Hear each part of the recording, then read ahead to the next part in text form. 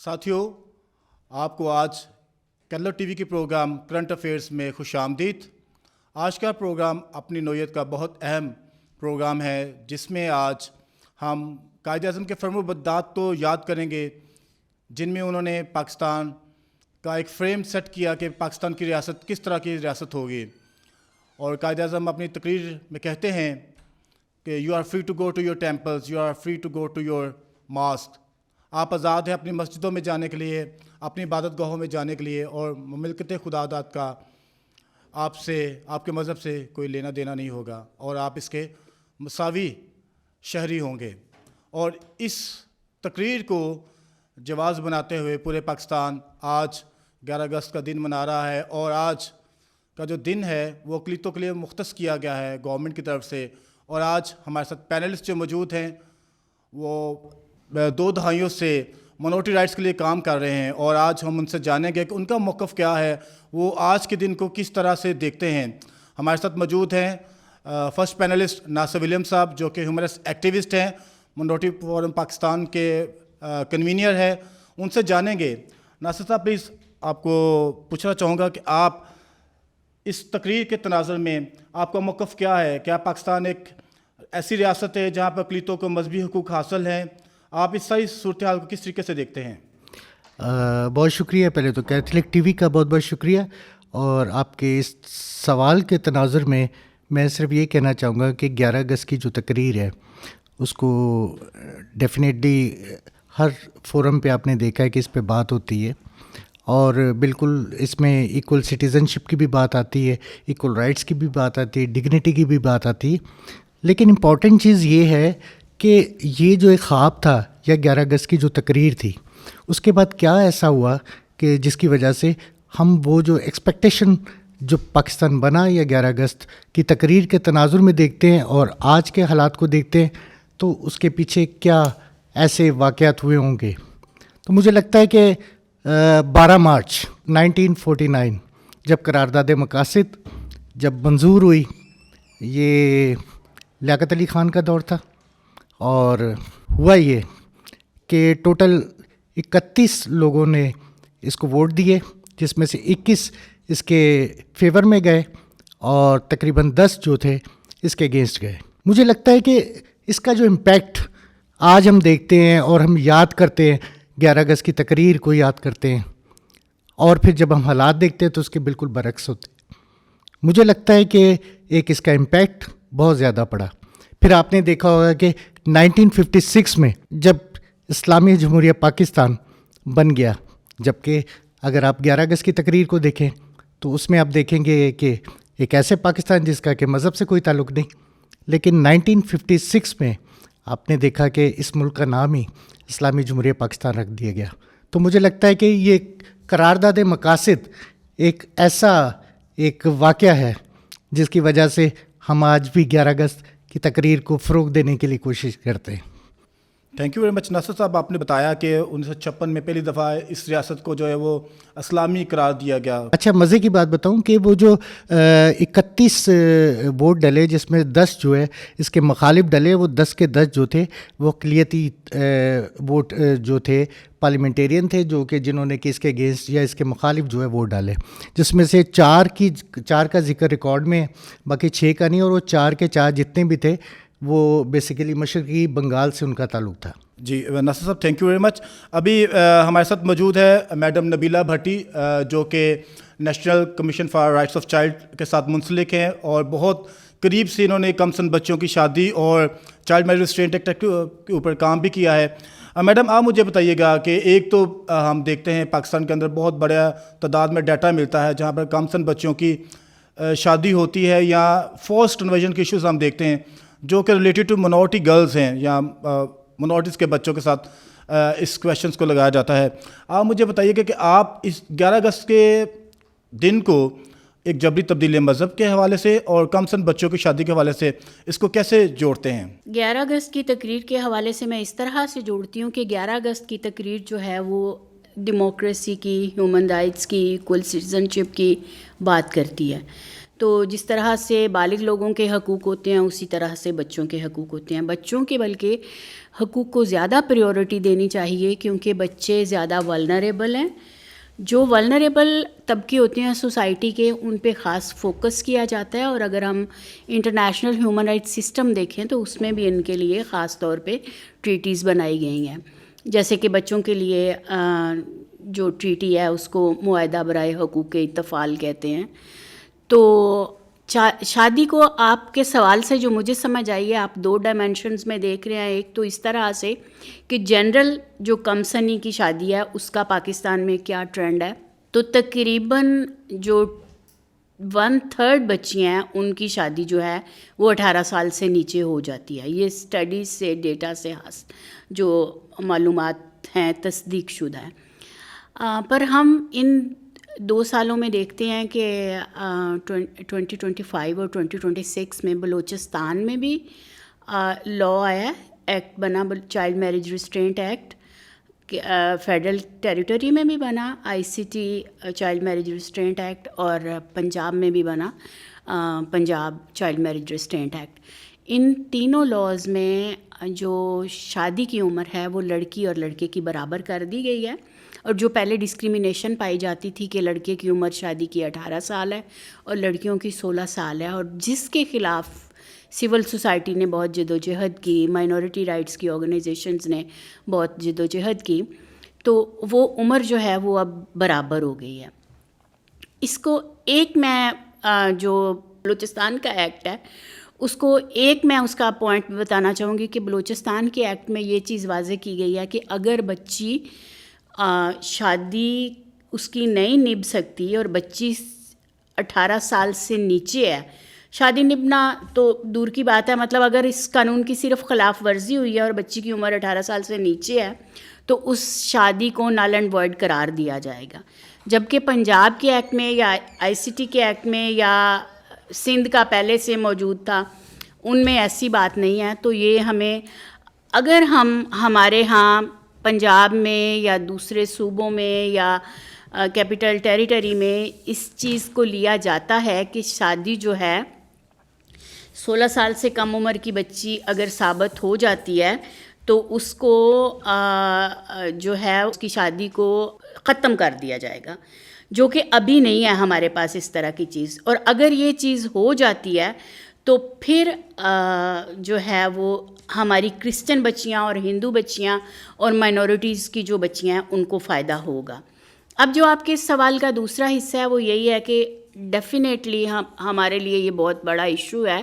اور عام طور پہ میتھ پائی جاتی ہے کہ یہ ایشو صرف سندھ کا ہے. یہ سندھ کا صرف ایشو نہیں ہے, پنجاب میں بھی بہت سی لڑکیاں جو ہیں ان کو اغوا کر کے, ہم اس پہ ڈیٹا جمع کرتے ہیں, ہم دیکھتے ہیں کہ پنجاب میں بھی کتنی لڑکیاں جو ہیں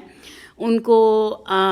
اسی طرح اغوا کر کے کنورٹ کر کے ان کی شادی کر دی جاتی ہے. زیادہ مسئلہ یہ ہوتا ہے کہ آپ باقی لڑکیوں کے لیے, جو میجورٹی کی لڑکیاں ہیں ان کے لیے تو آپ سوچتے ہیں کہ جو چائلڈ میرج ریسٹرینٹ ایکٹ ہے اس کی عمر جو ہے اس کی پابندی کی جائے, لیکن ایسی لڑکیوں کے لیے اس ایکٹ کی بھی پابندی نہیں کی جاتی. اور عام طور پہ جو برتھ رجسٹریشن ہوتی ہے یا جو اسکول کا سرٹیفکیٹ ہوتا ہے یا جو بپتسمہ کا سرٹیفکیٹ ہوتا ہے, ابھی ماریا کیس میں تو یہ بھی ہوا ہے کہ جو نادرا کے ڈاکومنٹ تھے ان کو بھی ریفیوز کیا گیا ہے. تو اگر ریاستی ادارہ جس کی بڑی ساکھ ہے اور جس کو ہمارے ہاں بہت برتھ رجسٹریشن کے لیے ایک سنگل ادارہ ہے جس کی بڑی اتھارٹی ہے, اس کے مطابق جو بچی کی ڈیٹ آف برتھ ہے اگر اس کو بھی نہیں مانا جا رہا تو مائنورٹیز کیا کریں گی؟ مائنورٹیز کو کہاں پہ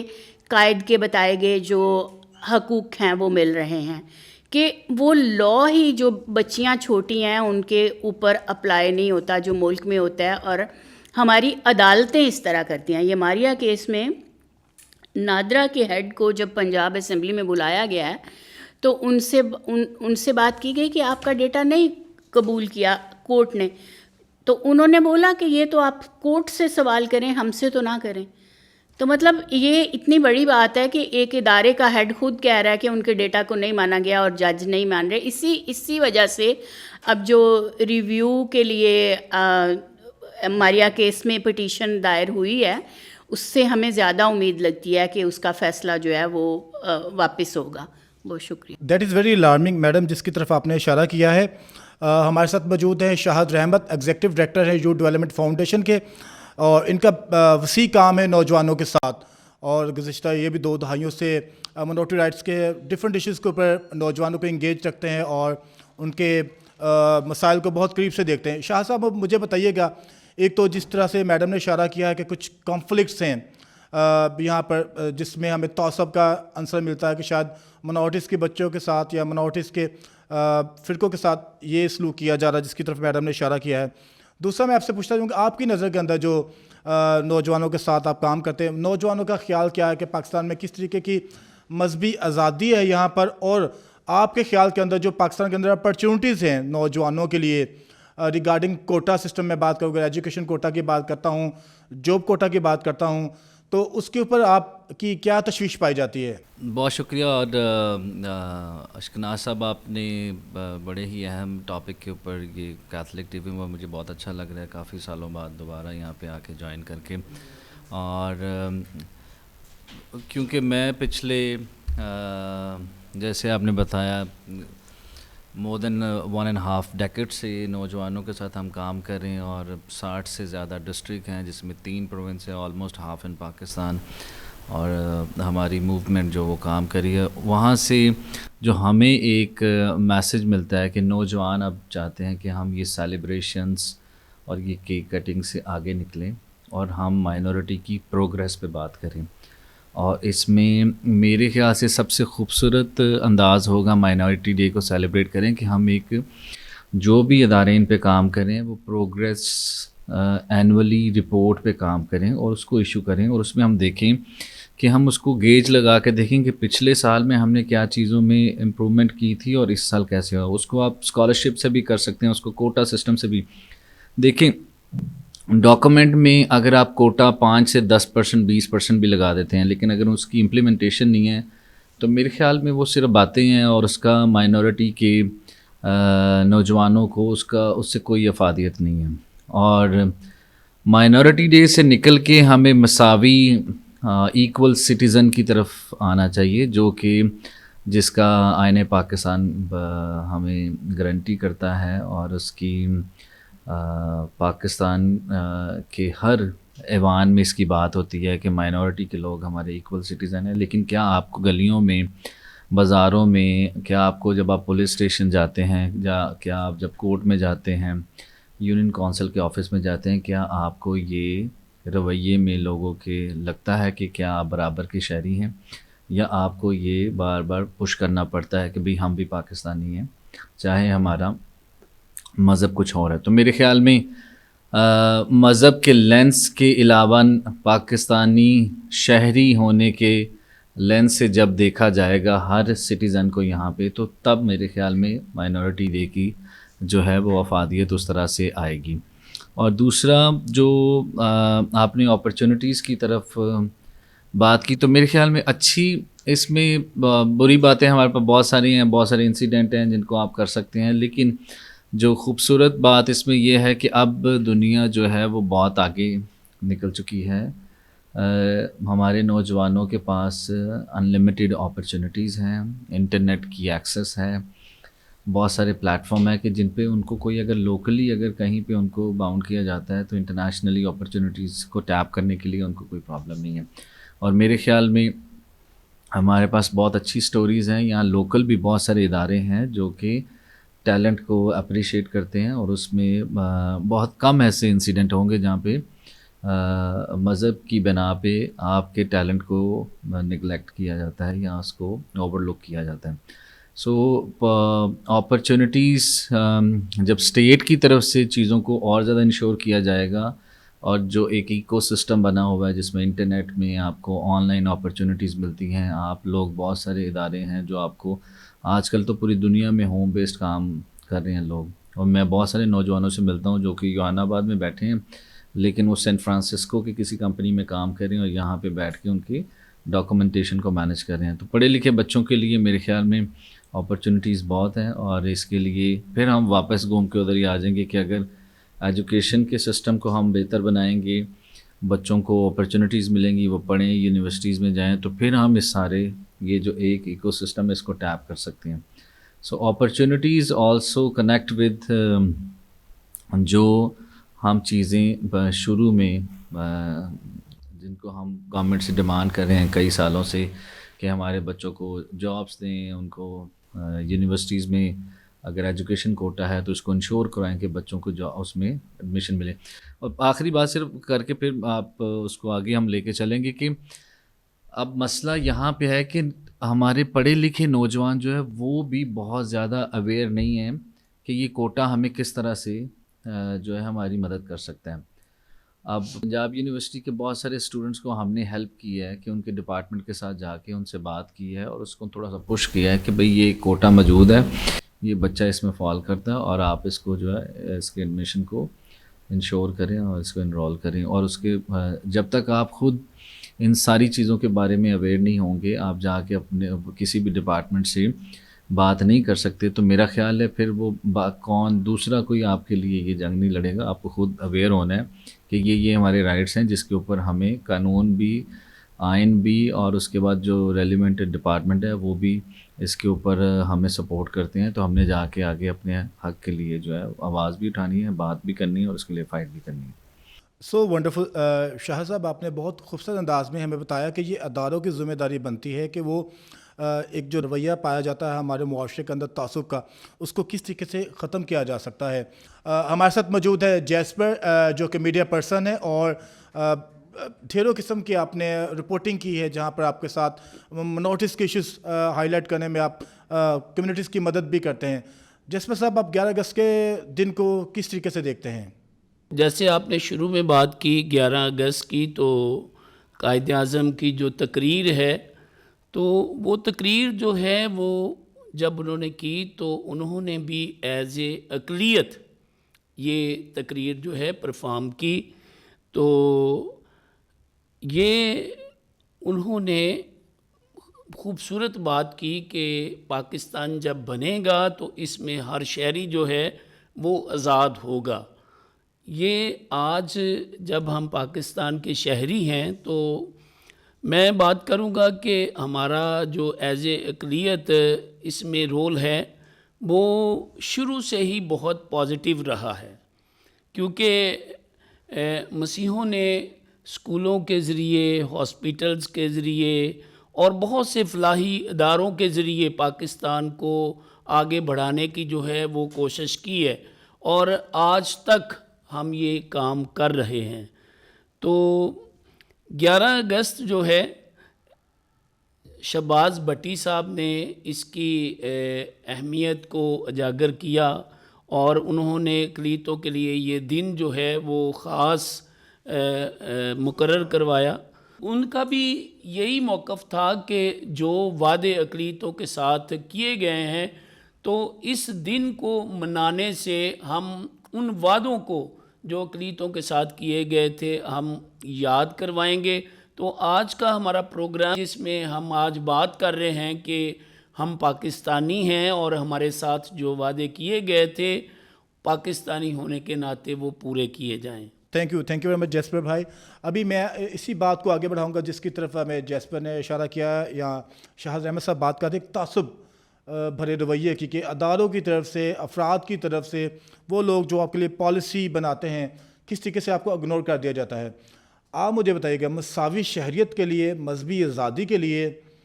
کس طریقے سے ہمارے لیجسلیٹرز, ہمارے قانون ساز اسمبلیوں کو کام کرنا چاہیے؟ کون سے ایسے گیپس ہیں جس کے اوپر ابھی ہماری اسمبلیوں کو کام کرنا ہے تاکہ یہاں پر ایکول سٹیزن شپ کا جو خواب ہے جس کی طرف قائد اعظم نے اپنی تقریر کے اندر اشارہ کیا وہ پورا ہو سکے؟ بہت شکریہ اشکناز. سب سے پہلے تو جب یوم اقلیت کی بات ہو رہی ہے تو ہم اس پہ بھی بات کر لیتے ہیں. بہت سارے میرے دوستوں کا یہ ماننا ہے, شاید وہ اس بات کو, اس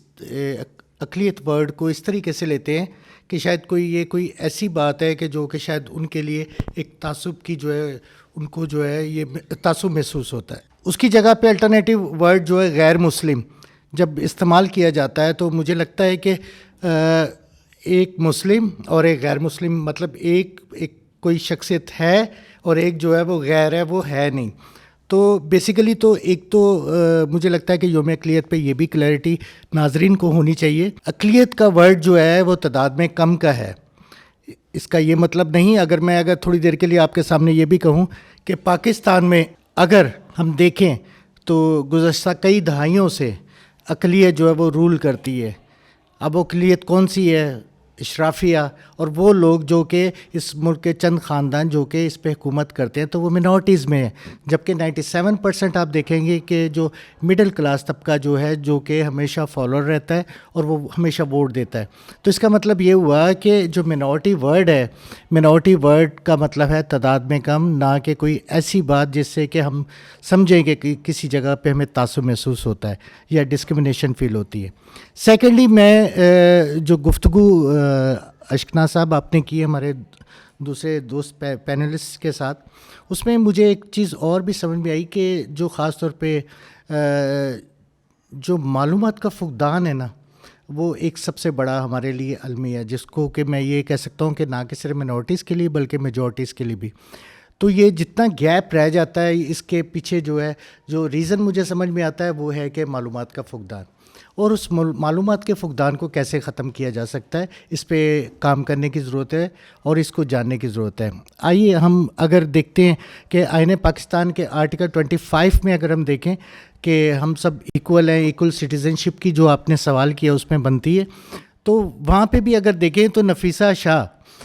کا آپ نے دیکھا ہوگا کہ ایک انہوں نے بھی ایک بل پیش کیا تھا 2020 میں اور 24 میں. تو بہت سارے کام ہیں جو کہ ہونے والے ہیں. اب دو چیزیں ویری امپورٹنٹ. پہلی چیز کیا؟ پہلی چیز یہ کہ اگر قانون اگر موجود ہے تو اس پہ عمل درآمد کرنے کا ہمارا مطالبہ بنتا ہے اس یوم اقلیت کے دن. اور دوسرا یہ بنتا ہے کہ اگر کسی ایسے ایشو پہ جہاں پہ کہ قانون سازی نہیں ہوئی, اس پہ قانون سازی کرنے کا مطالبہ جو ہے وہ ہمیں کرنا چاہیے. اسی تناظر میں منارٹی فورم پاکستان نے 5 مطالبات جو ہیں اس منارٹی فورم پاکستان نے یوم اقلیت کے طور پہ دن سامنے رکھے ہیں, جس کے اگر تناظر میں ہم بات کریں جس پہ کہ خاص طور پہ فورس کنورژن کے حوالے سے بات کی, اس میں بھی اگر صورتحال دیکھیں تو سندھ میں اگر 69% اگر بچیاں, اب میں ڈیٹا بات کر رہا ہوں ادارہ برائے سماجی انصاف کے 2021 سے 25 کے تناظر میں, تو 69% ہندو بچیاں جو ہیں ابڈکشن کا شکار ہوتی ہیں, فورس کنورژن کا شکار ہوتی ہیں, جبکہ 31% پنجاب میں مسیحی بچیوں کے کیسز جو ہیں وہ رپورٹ کیے گئے. آپ اس سے اندازہ لگا سکتے ہیں کہ کتنا ہے. اس کو اگر ہم ایج کے حوالے سے بھی اگر دیکھیں تو آلموسٹ تقریباً کو 73% ایسی بچیاں جو کہ 18 سال سے کم ہیں. یونیسیف کی رپورٹ کے مطابق بھی آپ نے دیکھا ہوگا کہ ہر پاکستان کی ہر چھٹی بچی جو ہے وہ دلہن بنتی ہے جو کہ 18 سال سے کم ہے. تو میرے خیال میں یہ نہایت ہی ایسے موضوع ہیں جن کو کہ آپ نے آج زیر بحث لے کر آئے ہیں, اور مجھے لگتا ہے کہ ہمیں ان پہ غور کرنے کی ضرورت ہے. اور رہی بات ڈسکرمنیشن کی, تو بیسیکلی مجھے لگتا ہے کہ جو میں نے آپ سے شروع میں بات کی تھی کہ جب قیام پاکستان کے بعد جب قرارداد مقاصد کے جو ثمرات جو اثرات جو میں دیکھتا ہوں, بیسیکلی یہ تمام چیزیں جو ہیں جب دور آیا, پھر ضیاءالحق کا بھی دور آیا, تو مجھے لگتا ہے کہ ہمیں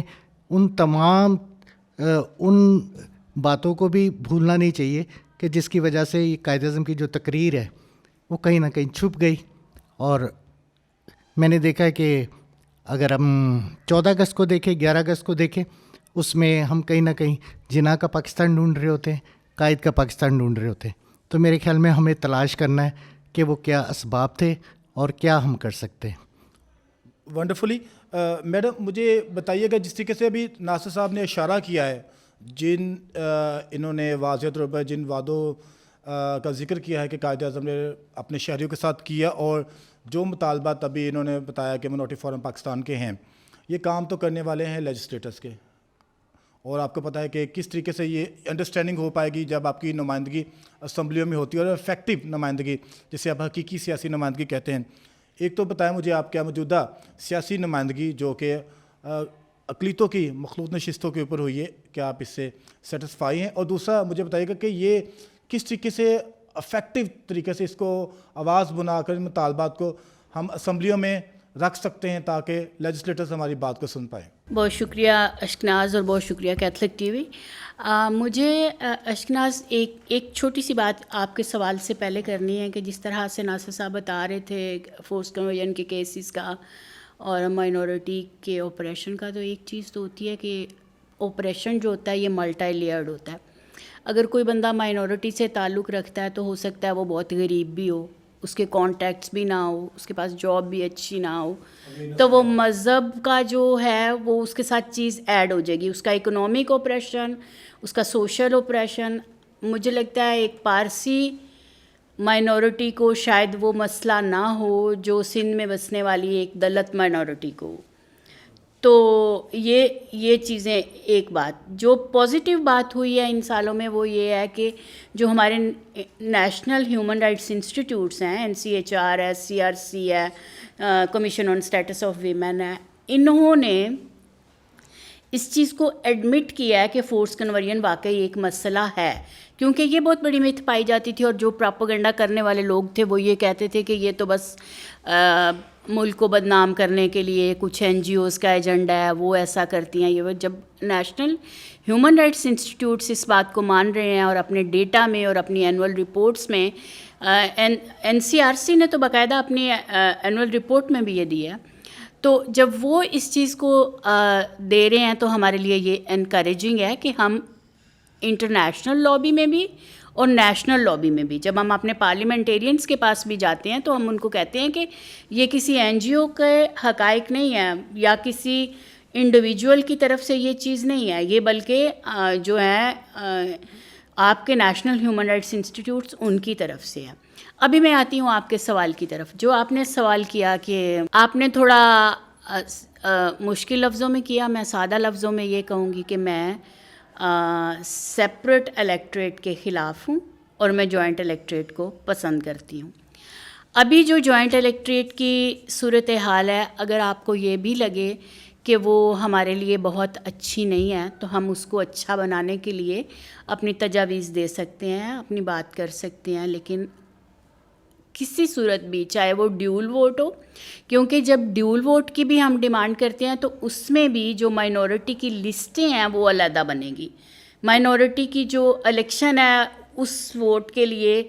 وہ علیحدہ ہوگی. ایکول سٹیزن شپ ہے، دوسرے ووٹر کے ساتھ ایک لائن میں جا کے ایک لسٹ پہ جا کے ووٹ ڈالنا، اس کی پوری طرح سے تائید کرتی ہوں. اب یہ بات کہ ہمارے نمائندے جو ہیں بولا جاتا ہے کہ یہ افیکٹو نہیں ہے، وہاں پہ جا کے کچھ کر نہیں پاتے، تو میں سمجھتی ہوں کہ جب گئے تھے شہباز بھٹی تو وہ بھی اسی پہ گئے تھے، اور شہباز بھٹی نے کتنے کام کیے ہیں. 5% یہ کوٹا منظور کروایا، اس کو یوم اقلیت ڈکلیئر کرایا، منسٹری باقاعدہ مائنورٹیز کی، تو اس سینٹ میں سیٹیں 4 مائنورٹی کی. تو جس نے کام کرنا ہوتا ہے وہ کر لیتا ہے. تو اگر ہم پرفارمنس کو دیکھیں تو پھر ہمیں پتہ چلتا ہے کہ کس کے پاس، اگر ہم یہ کہیں کہ مائنورٹی کے 10 نمائندے کیا کر لیں گے یا انہوں نے تو وہی لائن ہوتی ہے لینی ہوتی ہے جو پارٹی لائن ہوتی ہے، تو پارٹی رول کی پارٹی ڈسپلن کی پابندی جو ہے وہ تو میجورٹی کے بندے نے بھی کرنی ہوتی ہے. جب آپ کوئی بھی پارٹی جوائن کرتے ہو آپ اس کے منشور کو پہ ایگری کرتے ہو اور آپ نے پارٹی لائن کو اختیار کرنا ہوتا ہے. تو اگر مائنورٹی کا بھی بندہ کوئی پارٹی لائن لے رہا ہے تو یہ اس کی پارٹی اس کے ساتھ ہے. بالکل اگر آپ اکیلے بیٹھے ہیں جا کے تو آپ کی بات سننے والا کوئی بھی نہیں ہے. میں اپنی آخری بات اسی طرح کروں گی کہ اگر اس وقت قائد نے جداگانہ انتخاب پہ بات کی تھی تو ان کا ایک علیحدہ ملک بنانے کا مقصد تھا. ہم تو ایسا کچھ نہیں چاہتے. تو جب ہم نے اس ملک میں رہنا ہے، اس ملک کے شہریوں کے ساتھ رہنا ہے، تو پھر ہمیں جوائنٹ الیکٹریٹ پہ کوئی مسئلہ نہیں ہے. اس کو امپروو کرنے کے لیے پارٹیز کے اندر الیکشن ہو سکتے ہیں. مثال کے طور پہ مسلم لیگ پنجاب نے اگر مائنورٹی کے 8 لوگوں میں اپلیکیشن دی ہے تو مسلم لیگ کے اندر ان کے بارے میں ووٹنگ ہو جائے، ان کی جو اپنی ایگزیکٹو باڈی ہے، کہ ان میں سے کون آئے گا، تاکہ جن لوگوں کو یہ شکایت ہوتی ہے کہ کام کوئی اور کرتا رہتا ہے اور چن کسی اور کو لیا جاتا ہے. تو ایسی جو شکل ہے وہ نہ پائی جائے. تھینک یو ویری مچ میم. ابھی شاہد صاحب میں آپ سے پوچھنا چاہوں گا, جس طریقے سے ابھی میڈم نے کچھ ہمیں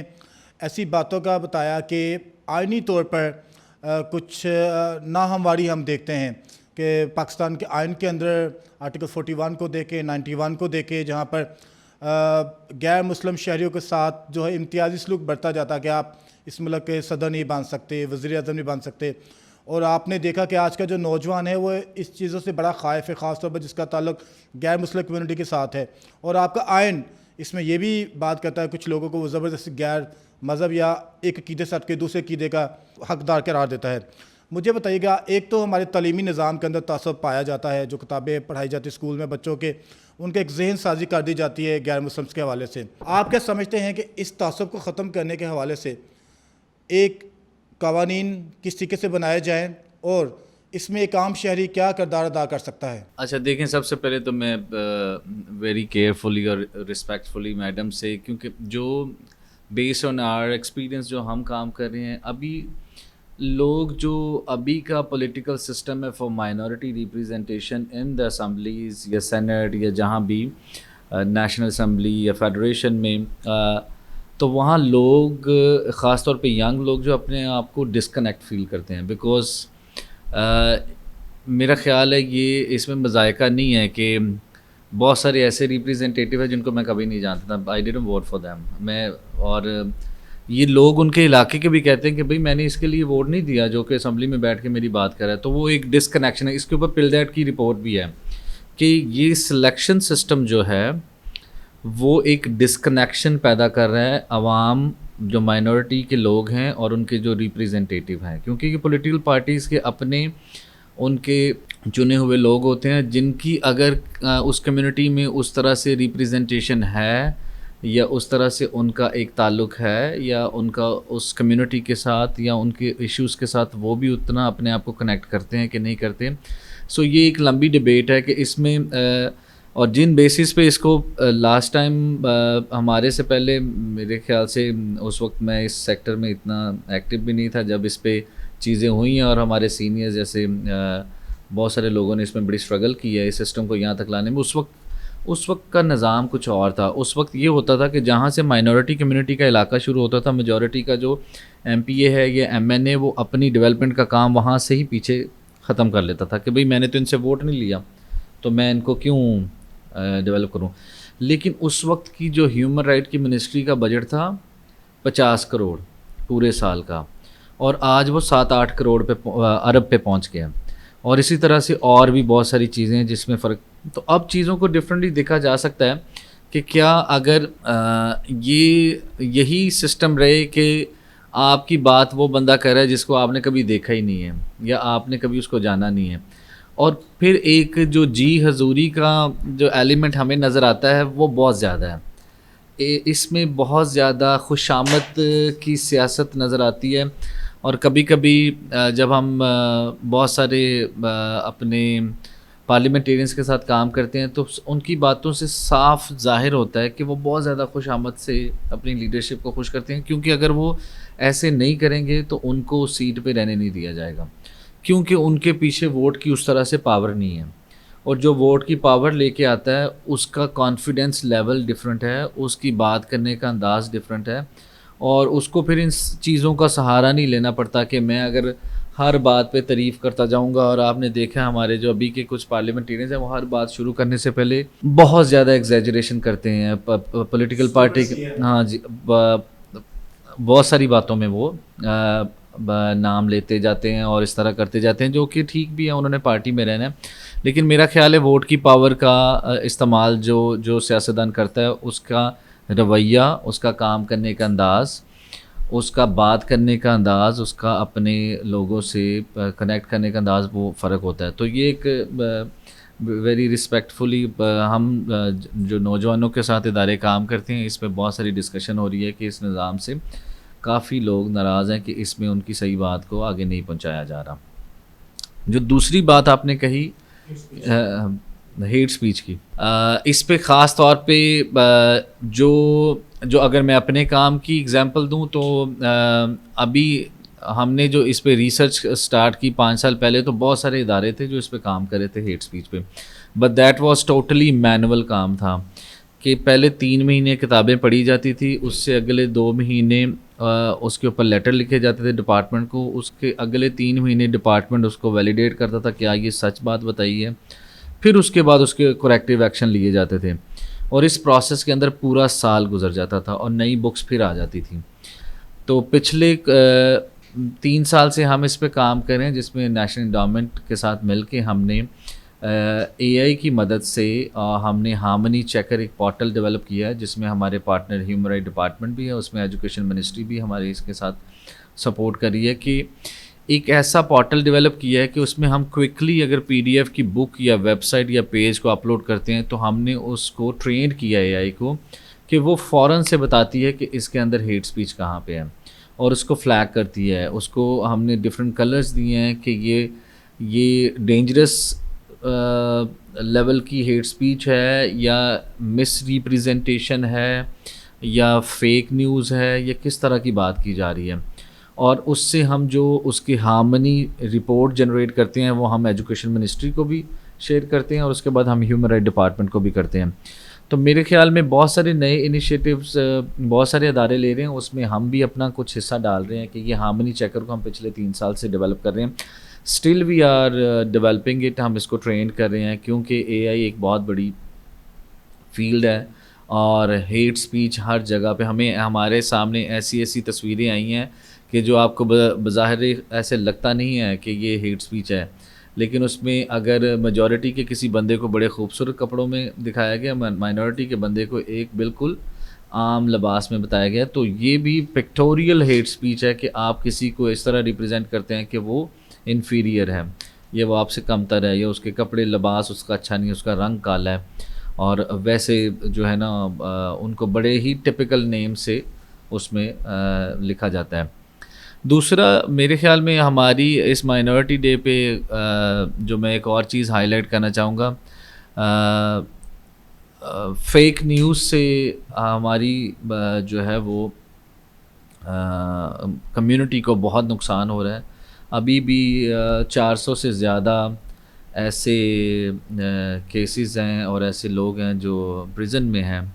جن کو ڈیجیٹلی ان کو پیکا ایکٹ میں بھی کیا گیا ہے, ان کو ویسے ڈیجیٹلی ہیٹ اسپیچ کے, اور ایک فیس بک کی, میرے خیال میں ایک فیس بک کی پوسٹ سے اگر آپ ساری زندگی جیل میں رہ جائیں تو یہ بہت زیادتی ہے. اور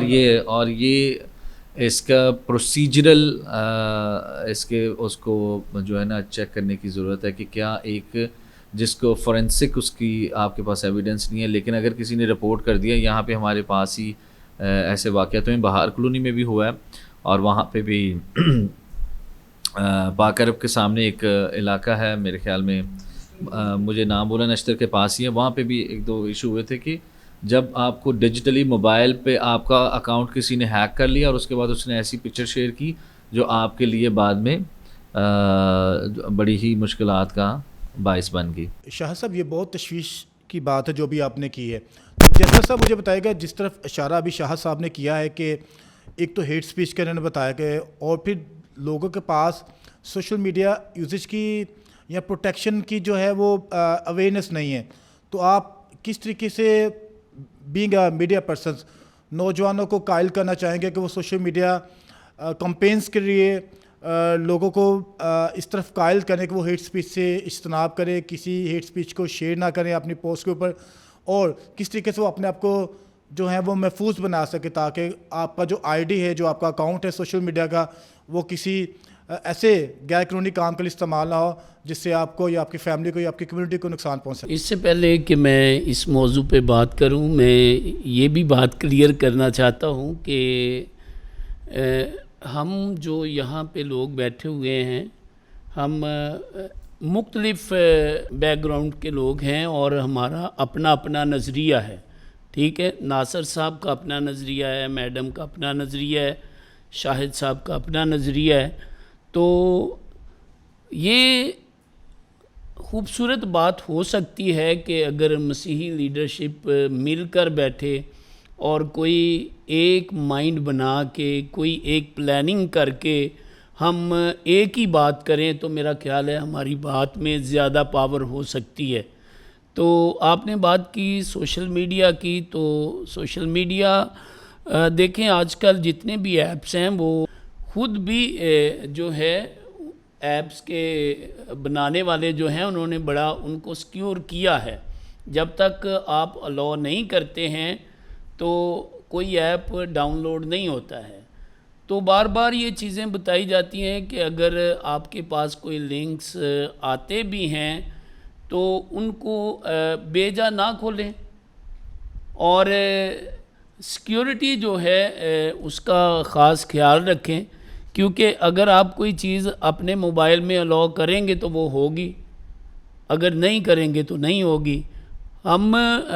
اس چکر میں پڑ جاتے ہیں کیونکہ آج کل اے آئی جو ہے اس کی وجہ سے بڑی جو ہے اٹریکٹیو چیزیں جو ہیں وہ پوسٹ کی جاتی ہیں،